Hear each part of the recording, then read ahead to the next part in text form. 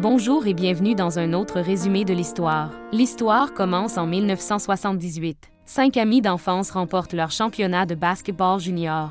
Ils célèbrent dans une maison au bord du lac où leur entraîneur, Buzzer, leur dit de vivre leur vie comme ils l'ont fait. Les 5 amis se sont séparés depuis et 30 ans plus tard, Lenny est désormais un agent talentueux d'Hollywood. Il est marié à une latina et créatrice de mode sexy, Roxanne. Ils ont 3 enfants nommés Greg, Keith et Becky. Lenny est agacé par la façon dont Greg et Keith sont devenus gâtés. Eric prétend être copropriétaire d'une entreprise de meubles de jardin pour impressionner ses amis. Il a 2 enfants nommés Donna et Béan. Sa femme, Sally, allait toujours Béan qui a déjà 4 ans. Kurt est un père au foyer et a 2 enfants nommés André et Charlotte. Sa femme, Dean, est le soutien de famille de la famille et est enceinte de leur 3e enfant. La mère de Dean nommée Ronzoni vit également avec eux. Ils intimident tout Kurt parce qu'il est inutile dans la maison. Marcus est resté célibataire et est un coureur de jupons. Rob, qui est végétalien et a déjà divorcé 3 fois, est marié à Gloria qui a 30 ans de plus que lui. Ils découvrent que leur entraîneur est décédé et ils rentrent tout en Nouvelle-Angleterre, ramenant leur famille. Tout le monde est content de se revoir et ils se présentent leur famille. Après les funérailles, ils sont tous allés à la maison du lac que Lenny a louée pour tout le week-end du 4 juillet. Cependant, Lenny ne peut pas rester tout le week-end car sa femme a un important défilé de mode à Milan. Lenny est frustré par ses enfants qui préfèrent simplement jouer à des jeux vidéo plutôt que de jouer à l'extérieur, comme Lenny et ses amis le faisaient auparavant. Alors, les pères forcent et amènent leurs enfants dehors pour jouer. Lenny rencontre son ancien rival, Dickie, dans un restaurant à proximité. Dickie y travaille comme cuisinier. Il ne peut toujours pas accepter leur défaite il y a longtemps et il allègue à Lenny que son pied est sorti des limites lorsqu'il a réussi son coup gagnant dans ce match. Il défie Lenny et ses amis lors d'un match revanche, mais Lenny a refusé en disant que ce n'était qu'une perte de temps.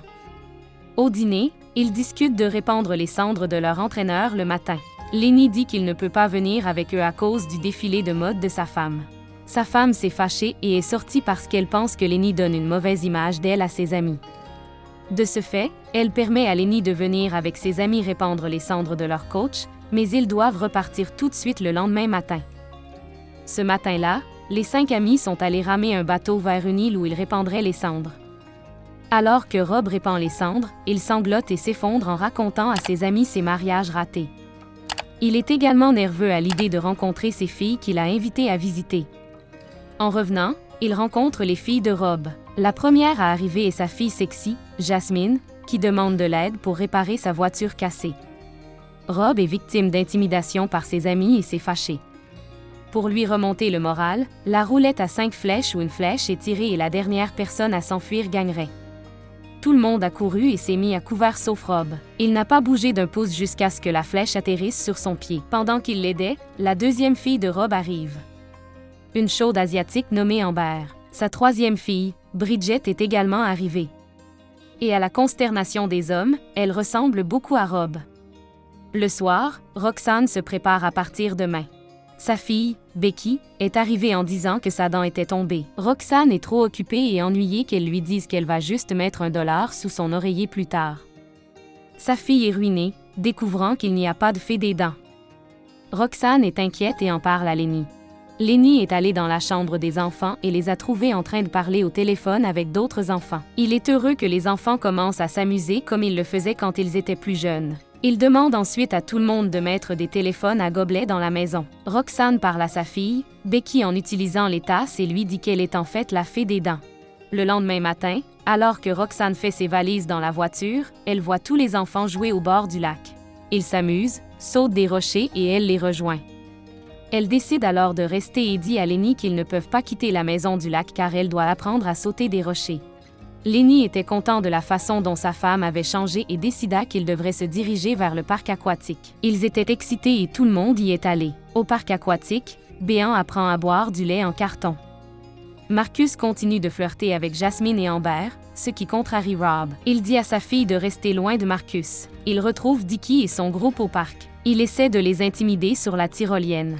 Wiley, l'un des amis de Dickie, s'est écrasé dans un hangar en glissant sur la tyrolienne. Quand il rentre à la maison, Dean voit son mari Kurt passer du temps avec Rita, la nounou de Lenny, et devient méfiant.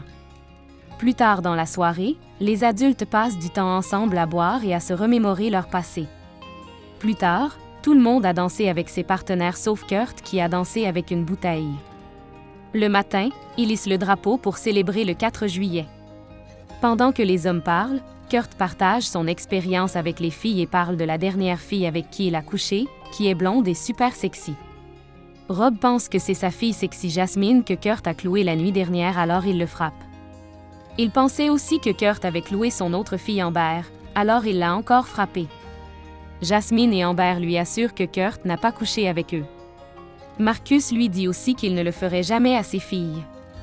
Ensuite, Roxanne confronte son mari, Lenny, à propos de lui qui a annulé leur vol à Milan avant même qu'ils ne viennent à l'enterrement, sans qu'elle le sache. Lenny répond qu'il pense qu'il vaut mieux que leur famille passe du temps à la maison du lac avec des gens normaux puisque ses enfants deviennent trop gâtés. Il promet alors à Roxanne qu'il n'y aurait plus de mensonges.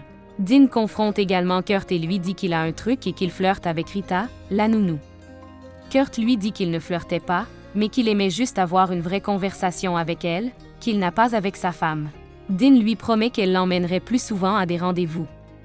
Après cela, Eric avoue au groupe qu'il n'est pas copropriétaire d'une entreprise de meubles de jardin et qu'il a également perdu son emploi il y a 2 mois. Il dit cela uniquement parce qu'il ne veut pas que tout le monde le considère comme un raté. Plus tard, Lenny propose à Eric un centre d'esthétique automobile pour lui. Gloria partage ensuite avec tout le monde comment elle ressent l'amour entre tout le monde et prononce un discours inspirant. Tout le monde se joint à un câlin de groupe. Le groupe s'est ensuite rendu au barbecue du 4 juillet, et tout le monde est heureux de célébrer. Plus tard, Dickie et ses amis sont venus défier à nouveau Lenny et ses amis pour un match revanche de basketball. Malgré sa blessure, Rob dit que leur entraîneur voudrait qu'ils acceptent le défi. Ainsi, la bataille de basketball entre le groupe de Lenny et Dickie commence avec leurs femmes comme acclamation. Tout le monde était si fatigué, mais le match est toujours si serré, et les seuls joueurs restants sur le terrain sont Lenny et Dickie.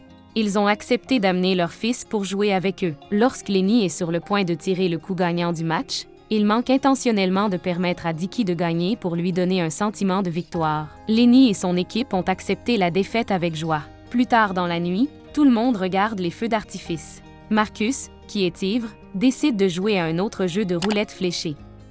Tout le monde s'enfuit sauf Wiley qui a une blessure et ne peut pas bouger. La flèche atterrit directement sur son pied et il s'évanouit. N'oubliez pas de vous abonner à notre chaîne pour des résumés de films plus intéressants.